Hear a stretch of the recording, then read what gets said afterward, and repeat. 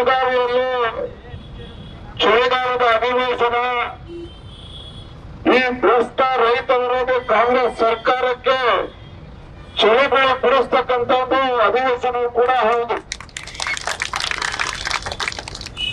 ರಾಜ್ಯದಲ್ಲಿ ಅಭಿವೃದ್ಧಿ ಕೆಲಸಗಳನ್ನ ಮಾಡ್ತೇವೆ, ಎಲ್ಲ ಸಮುದಾಯಗಳಿಗೆ ನ್ಯಾಯವನ್ನ ಕೊಡ್ತೇವೆ ಅಂತೇಳಿ ಯಾವುದೇ ಒಂದು ಅಭಿವೃದ್ಧಿ ಕೆಲಸವನ್ನ ಮಾಡ್ದೇನೆ ಕಳೆದ 1.25 ವರ್ಷದಲ್ಲಿ ಹೊರನಾಡು ಕ್ಷೇತ್ರ ಸೇರಿದಂತೆ ಯಾವುದೇ ವಿಧಾನಸಭಾ ಕ್ಷೇತ್ರದಲ್ಲಿ ಅಭಿವೃದ್ಧಿ ಕೆಲಸಗಳು ಹೊಸ ಯೋಜನೆಗಳು ಗೊತ್ತಿಲ್ಲ. ನಿಮ್ಮ ಕ್ಷೇತ್ರದ ಶಾಸಕರಿದ್ದಾರಲ್ಲ ಕೇಳ್ರಿ, ಹಿಂದೆ ಬಿಜೆಪಿ ಸರ್ಕಾರ ಇದ್ದಾಗ ಯಡಿಯೂರಪ್ಪನವರು ವಿಶೇಷವಾಗಿ ರಾಜ್ಯದ ಮುಖ್ಯಮಂತ್ರಿಗಳಿದ್ದಾಗ ರೇಣುಕಾಚಾರ್ಯ ಶಾಸಕರಾಗಿ ಅವ್ರ ಕಾರ ಡಿಕ್ಕಿನಲ್ಲಿ ಗುಡ್ಲಿ ಹಿಡ್ಕೊಂಡು ಓಡಾಡ್ತಿದ್ರು, ಗುಡ್ಲಿ ಪೂಜೆ ಮಾಡೋಕ್ಕೋಸ್ಕರ. ಹೌದಾನೆ? ಯಾಕಂದ್ರೆ ಸಾವಿರಾರು ಕೋಟಿ ಅನುದಾನವನ್ನ ಹಿಂದೆ ಬಿಜೆಪಿ ಸರ್ಕಾರ ಯಡಿಯೂರಪ್ಪನವರು ಮುಖ್ಯಮಂತ್ರಿಗಳಿದ್ದಾಗ ಇವತ್ತು ಹೊನ್ನಾಳಿ ಕ್ಷೇತ್ರಕ್ಕೆ ಸಾವಿರಾರು ಕೋಟಿನ ಕೊಟ್ಟಿದ್ರು. 5,000 ಕೋಟಿಯನ್ನ ಯಾವ ರೇಣುಕಾಚಾರ್ಯ ಬೆಂಗಳೂರಿನ ಬಂದ್ರು ಗುಡ್ಲಿ ಹಿಡ್ಕೊಂಡು ಗುಡ್ಲಿ ಪೂಜೆ ಮಾಡಿ ಹೋಗ್ತಾ ಇದ್ರು. ಈಗಿರ್ತಕ್ಕಂಥ ಆಡಳಿತ ಪಕ್ಷದ ಶಾಸಕರ ಪರಿಸ್ಥಿತಿ ಆಗಿದೆಯಪ್ಪ ಅಂದ್ರೆ, ಈಗಿರ್ತಕ್ಕಂಥ ಹೊನ್ನಾಳಿ ವಿಧಾನಸಭಾ ಕ್ಷೇತ್ರದ ಶಾಸಕರ ಪರಿಸ್ಥಿತಿ ಏನಾಗಿದೆ ಅಂತ ಹೇಳಿದ್ರೆ, ಆ ಗುಡ್ಲಿ ತುಕ್ಕಿಡಿದಾಗಿದೆ, ಮನೆ ಇಟ್ಟಿದ್ದಾರೆ, ಗುಡ್ಲಿ ಹೊರಗೆ ಬರ್ತಾ ಇಲ್ಲ. ಅರ್ಥಾತ್ ಇವತ್ತು 150 ರೂಪಾಯಿ ಅನುದಾನವನ್ನ ಕಳೆದ 1.25 ವರ್ಷದಲ್ಲಿ ರಾಜ್ಯದ ಯಾವುದೇ ಕ್ಷೇತ್ರಕ್ಕೆ ಕೊಟ್ಟಿಲ್ಲ. ಯಾರಾದ್ರೂ ಕಾರಣ ಮುಂದೆ ಹೊತ್ಕೊಳ್ಳೋ ಬಸ್ಸಲ್ಲಿ ನಿಲ್ಸೋ ತೊಂದರೆ ಆಗ್ತದೆ, ಆ ಕಾರಣ ಮುಂದೆ ಹೊತ್ಕೊಳ್ಳೋ, ಆ ಕಾರ್ ಮುಂದೆ ಕೇಳಿ. ಹಾಗಾಗಿ ಯಾವುದೇ ಒಂದು ಅನುದಾನ ಕೊಡದಿರ್ತಕ್ಕಂಥ ಈ ಕಾಂಗ್ರೆಸ್ ಸರ್ಕಾರ, ಈ ರಾಜ್ಯದ ಮುಖ್ಯಮಂತ್ರಿಗಳು ಕಾಂಗ್ರೆಸ್ ಸರ್ಕಾರ ರೈತರ ಪಾಲಿಗೆ, ಬಡವರ ಪಾಲಿಗೆ ಈ ಸರ್ಕಾರ ಬಗ್ಗಿದ್ದು ಕೂಡ ಸತ್ತಂತಾಗಿದೆ ಅಂತ ಸರ್ಕಾರ ಅಂತ ಪರಿಸ್ಥಿತಿ ನಿರ್ಮಾಣ ಆಗಿದೆ. ಬರಗಾಲ ಕೂಡ ರೈತರಿಗೆ ಸ್ಪಂದನೆ ಮಾಡಲಿಲ್ಲ, ನೆಲ ಬಂದಂತ ಸಂದರ್ಭದಲ್ಲೂ ಕೂಡ ರೈತರಿಗೆ ಇವತ್ತು ಪರಿಹಾರನ ಕೊಡಲಿಲ್ಲ.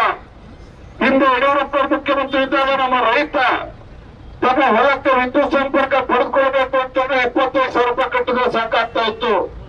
ಇಂಥ ಅನೇಕ ಕಾಂಗ್ರೆಸ್ ಸರ್ಕಾರ ಬಂದ್ಮೇಲೆ 25,000 ಅಲ್ಲ, 2.5-3 ಲಕ್ಷ ರೈತ ಕಟ್ಟಬೇಕಾಗ್ತದೆ. 2.5-3 ಲಕ್ಷ ಕಟ್ಟಿದ್ರೆ ಇವತ್ತು ನಮ್ಮ ಹೊಲಕ್ಕೆ ಅಧಿಕಾರಿಗಳು ಬಂದು ಎಲೆಕ್ಟ್ರಿಕ್ ಸಂಪರ್ಕ ಲೈನ್ ಅನ್ನು ಯಾವುದು ಟ್ರಾನ್ಸ್ಫಾರ್ಮರ್ ಕೂಡಿಸ್ತಕ್ಕಂಥದ್ದು ಕೆಟ್ಟ ಪರಿಸ್ಥಿತಿ. ಯಡಿಯೂರಪ್ಪ ಭಾಗ್ಯಲಕ್ಷ್ಮಿ ಯೋಜನೆ ಕೊಟ್ಟರು, ಅದಕ್ಕೂ ಕಲ್ಲು ಹಾಕಿದ್ರು. ಪ್ರಧಾನಮಂತ್ರಿ ಕಿಸಾನ್ ಸಮ್ಮಾನ್ ಯೋಜನೆ 6,000 ರೂಪಾಯಿ ಕೊಟ್ಟರು, ಯಡಿಯೂರಪ್ಪ 4,000 ರೂಪಾಯಿ ಕೊಟ್ಟರು, ಅದಕ್ಕೂ ಕಲ್ಲು ಹಾಕಿದ್ರು. ಇಲ್ಲಿ ಅಧಿಕಾರಿಗಳು ಮತ್ತು ಸರ್ಕಾರ ಭ್ರಷ್ಟಾಚಾರ ಮುಳುಗಿದೆ ಹೊರತು ಯಾವುದೇ ಅಭಿವೃದ್ಧಿ ಕೆಲಸ ಕಾರ್ಯಗಳನ್ನ ಮಾಡೋದಿಲ್ಲ, ಮಾಡ್ತಾ ಇಲ್ಲ. ನಾವತ್ತು ಸಂಗೊಳ್ಳಿ ರಾಯಣ್ಣನ ಪ್ರತಿಮೆಗೆ ಮಾಲಾರ್ಪಣೆ ಮಾಡಿ ಇವತ್ತು ಸಂದರ್ಭದಲ್ಲಿ ಮಾತನಾಡ್ತೇನೆ.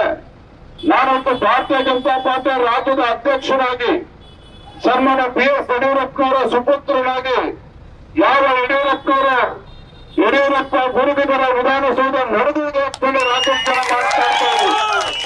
ಇವತ್ತು ಭಾರತೀಯ ಜನತಾ ಪಾರ್ಟಿ ಯಾವತ್ತೂ ಕೂಡ ಸ್ಪಷ್ಟ ಬಹುಮತಕ್ಕೆ ರಾಜ್ಯದಲ್ಲಿ ಅಧಿಕಾರಕ್ಕೆ ಬಂದಿಲ್ಲ. ರಾಜ್ಯದ ಅಧ್ಯಕ್ಷರಾಗಿ ನಾನು ಸಂಕಲ್ಪವನ್ನು ಮಾಡಿದ್ದೇನೆ.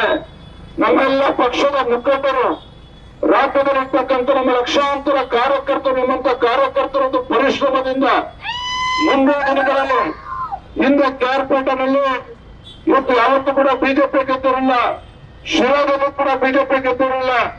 ನಾನು ನಮ್ಮೆಲ್ಲ ಪಕ್ಷದ ಮುಖಂಡರ ನೇತೃತ್ವದಲ್ಲಿ ಆ 2 ಕ್ಷೇತ್ರಗಳನ್ನು ಕೂಡ ಯಾವ ವಿಧಾನಸಭಾ ಕ್ಷೇತ್ರದಲ್ಲಿ ಕಮಲದ ಹರಡಲಿಲ್ಲ, ಅಲ್ಲೂ ಕೂಡ ಮೊದಲ ಬಾರಿಗೆ ಇತಿಹಾಸದಲ್ಲಿ ಕಮಲದ ಹರಡತಕ್ಕಂಥ ಕೆಲಸ ಮಾಡಿದ್ದೇವೆ.